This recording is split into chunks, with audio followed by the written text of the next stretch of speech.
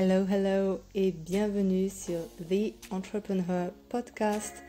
Je m'appelle Héloïse et sur le podcast, je t'accompagne à travers mon expérience et des clés concrètes pour t'épanouir pleinement en tant qu'entrepreneur. Ici, on met ton bien-être au centre car tu mérites d'être la main character de ta vie et de ton business. Ensemble, on réinvente les règles pour créer une vie à ton image.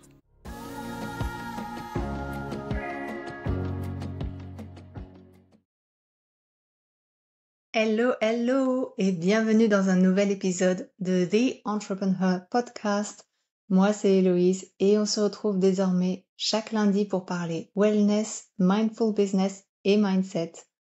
Alors j'espère vraiment que l'épisode de la semaine dernière sur les rituels cosy d'automne-hiver vous a plu. N'hésitez pas à aller le réécouter pour trouver des idées d'activités cosy à faire pour la période qui s'annonce et à me dire celles que vous avez préférées. Bon, et sinon, est-ce qu'on en parle du fait qu'on arrive dans la dernière ligne droite de l'année, Les derniers mois de l'année, c'est le fameux Q4 et c'est souvent, on va dire, une période de course effrénée, on va pas se mentir. En général, on veut tout boucler, tout finir et en même temps tout commencer pour l'année prochaine. Et qui est-ce qui va foncer droit dans le mur en multipliant les objectifs, en se dispersant, en s'épuisant, en cherchant absolument à cocher toutes les cases qu'elles n'ont pas cochées depuis janvier? Eh bien, laisse-moi te dire que ce ne sera pas toi, ma belle. Parce que non, il est hors de question que je te laisse te noyer dans le tourbillon de fin d'année, ok?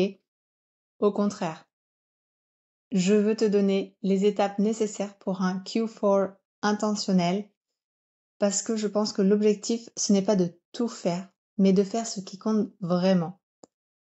Donc on va se concentrer sur la clarté, la simplicité et surtout la sérénité pour que tu finisses l'année en beauté sans te sentir épuisé ni submergé. Si tu as l'impression d'être sur le point justement de t'éparpiller avec tout ce qui s'annonce pour la fin de l'année, de te sentir submergé par ta liste de tâches infinies, alors crois-moi, cet épisode, ça va être ta bouée de sauvetage. Donc prépare ta tisane, parce que personnellement je n'aime pas le café ni le thé, ton carnet de notes, ton plus beau stylo pour prendre des notes, surtout, et te préparer pour un Q4 qui te ressemble vraiment.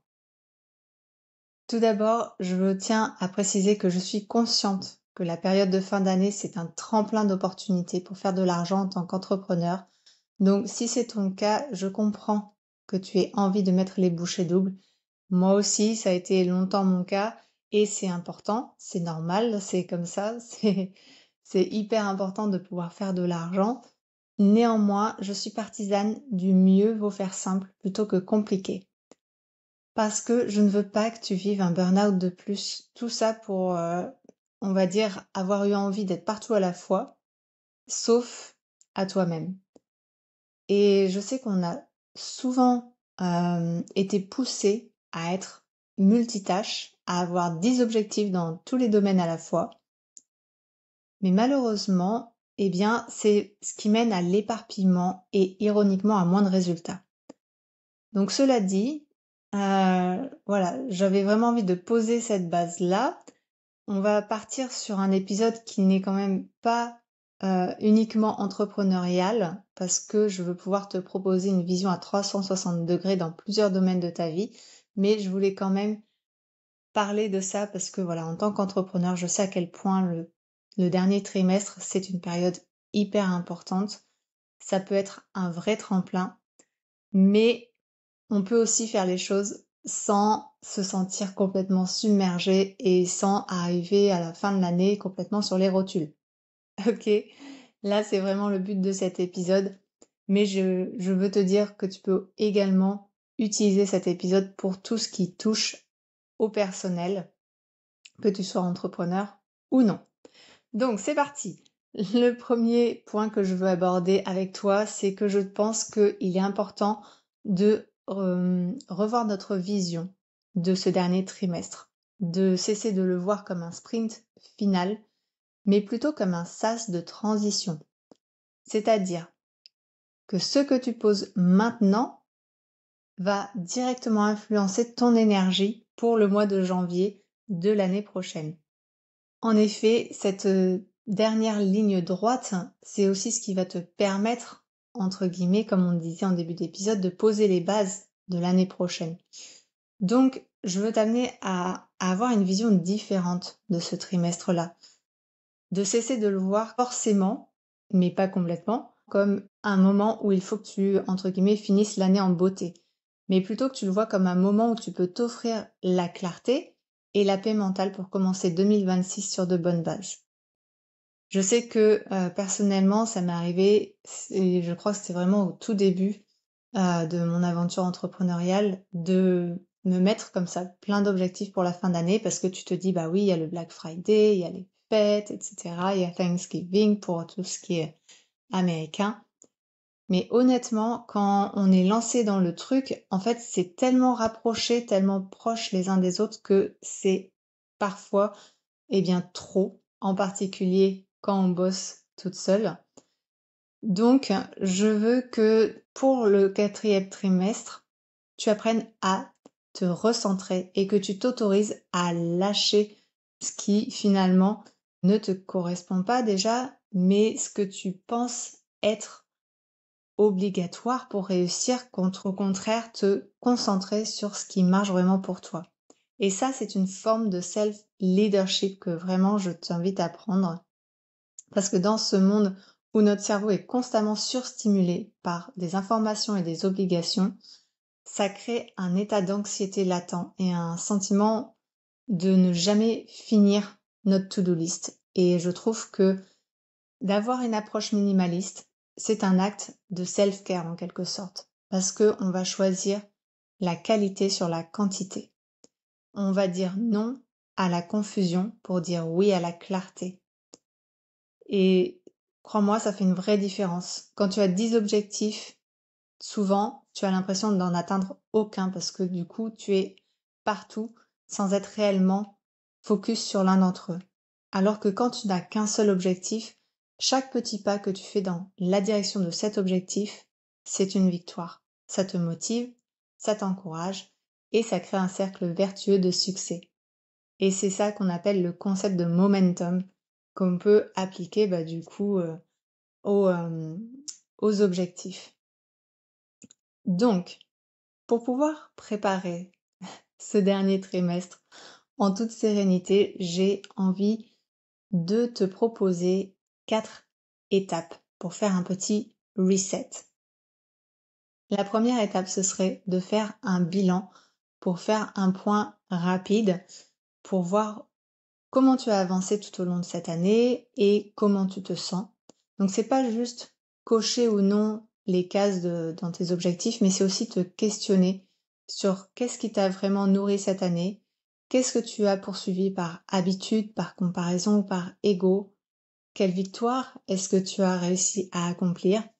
Voilà, de vraiment prendre un temps pour peut-être te faire une session de journaling, histoire de faire le point. Tu peux même décider d'en faire un vrai rituel cosy, tu vois bien, avec une bonne tasse de ta boisson préférée, une playlist douce, de la lumière tamisée, tes cristaux si tu aimes ça, enfin voilà, ce que tu veux.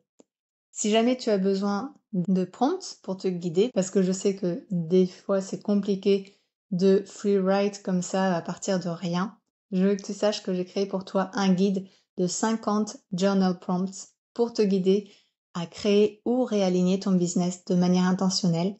Donc si ça t'intéresse, tu peux retrouver le lien dans la description de cet épisode. Le deuxième point que je veux t'amener à faire pour ce reset, c'est de choisir un objectif par domaine. Parce que comme je le disais en introduction, plus tu réduis et plus tu gagnes en focus. Le but, c'est vraiment pas de te pousser à te mettre 3, 5, 10 objectifs par domaine de ta vie parce que tu vas vite te sentir dépassé. Donc là, tu peux choisir les domaines que tu veux. Moi, j'aime bien choisir mindset, corps/bien-être ensemble, relations et carrière/business. Voilà, moi j'aime bien choisir ces 4 domaines-là. Donc, Si je pouvais te donner des exemples concrets, par exemple au niveau mindset, un objectif ce serait, on va dire, de pratiquer le l'EFT 10 minutes par jour pour libérer une certaine croyance limitante que tu as. Au niveau du corps, ça peut être, je ne sais pas moi, marcher 30 minutes par jour pour réactiver ton énergie. Au niveau de tes relations, ça pourrait être nourrir en particulier une relation qui compte vraiment pour toi.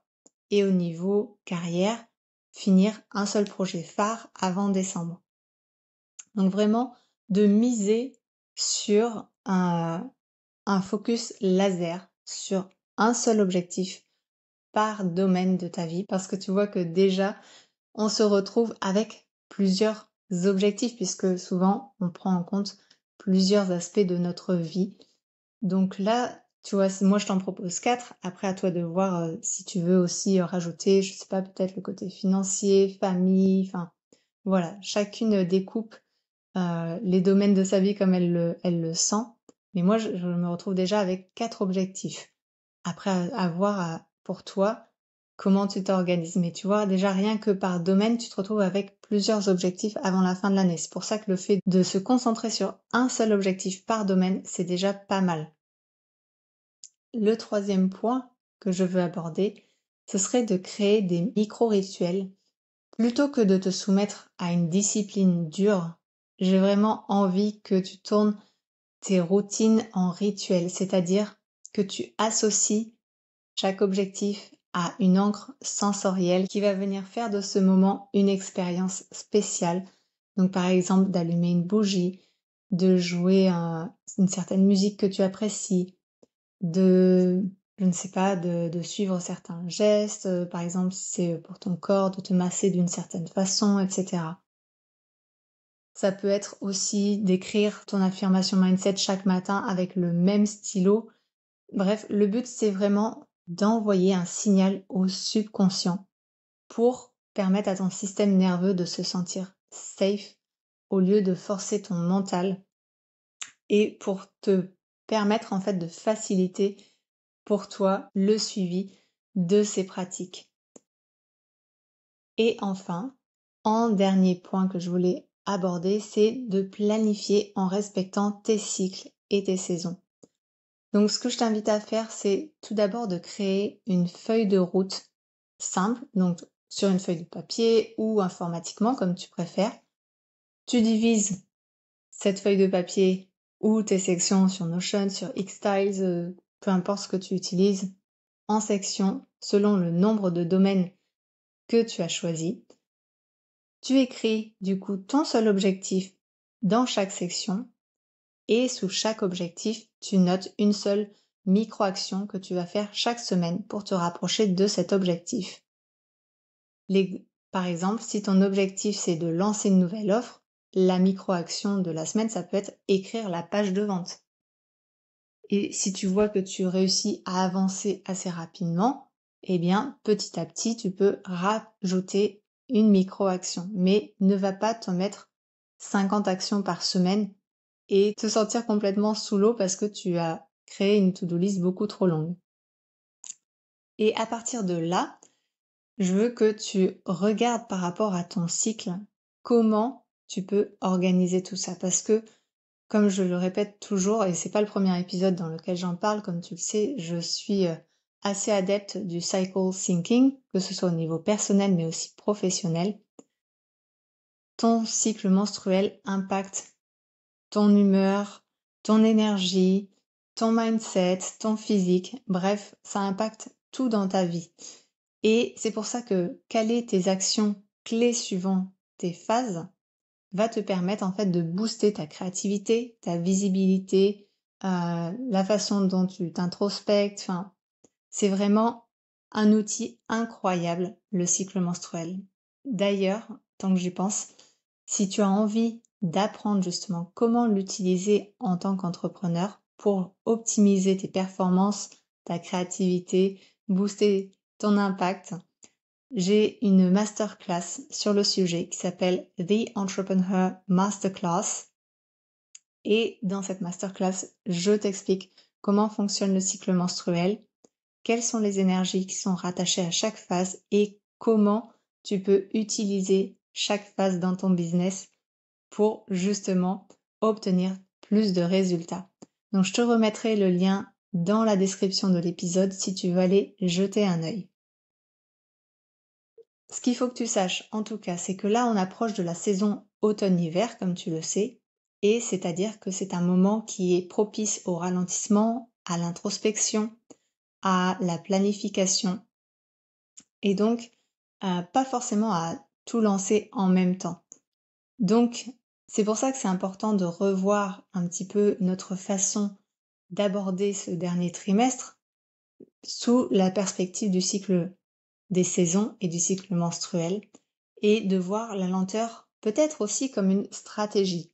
C'est-à-dire qu'au lieu, comme on disait, de s'éparpiller partout, eh bien, de ralentir pour finalement être plus aligné avec ce que l'on souhaite obtenir, avec ce que l'on souhaite mettre en place, que ce soit pour notre santé, que ce soit pour nos objectifs personnels, notre développement spirituel et aussi professionnel. Ce que j'ai vraiment envie de t'inviter à faire, c'est d'utiliser ce Q4 comme un laboratoire personnel, une expérience nouvelle et de tester une autre façon d'être. Je veux que tu vois cette période un peu comme une opportunité de créer du vide volontaire pour accueillir le nouveau. Parce que ce que l'on dit très peu souvent, et ce qui est peu mis en lumière, c'est que le fait de se sentir complètement dépassé, ça ne vient pas de tout ce qu'il te reste à faire, mais ça vient souvent de ton incapacité à choisir. Je te laisse réécouter ça, mais l'overwhelm, le fait de se sentir dépassé, ça ne vient pas de tout ce qu'il te reste à faire, mais de ton incapacité à choisir.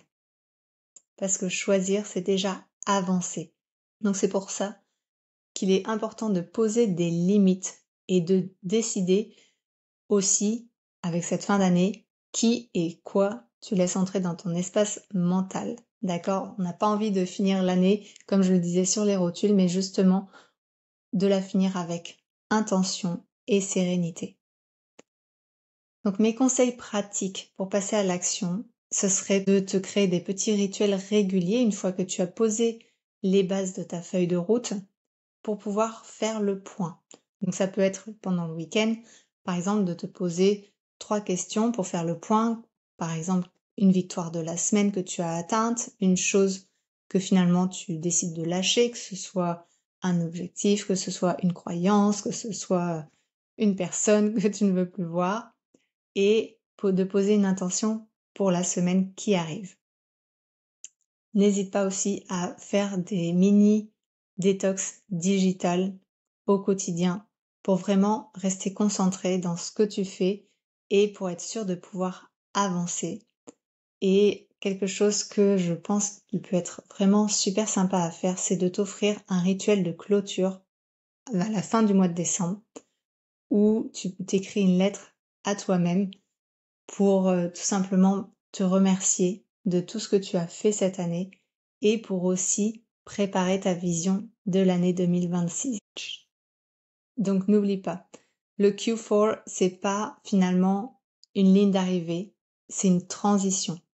Et donc le vrai pouvoir, il vient dans le fait de simplifier, de ritualiser et de t'honorer. Tu as maintenant un plan simple, puissant et radicalement efficace pour ton Q4. Ce n'est pas le moment de tout faire, comme je le disais, c'est le moment de faire ce qui compte, parce que c'est ça qui va vraiment te permettre d'avancer. Et rappelle-toi, tu n'es pas là pour être une machine, tu es là pour construire une vie et un business qui te ressemblent.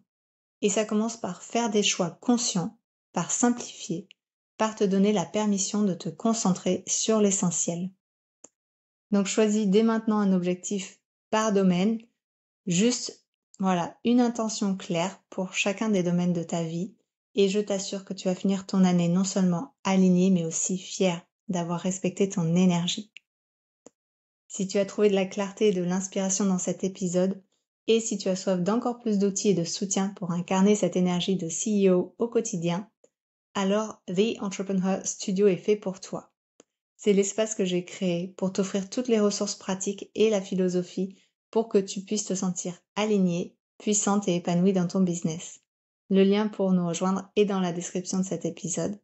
Merci infiniment d'avoir passé ce moment avec moi. N'oublie pas de t'abonner au podcast et de partager cet épisode. Et on se retrouve très vite pour un prochain épisode inspirant. Bye!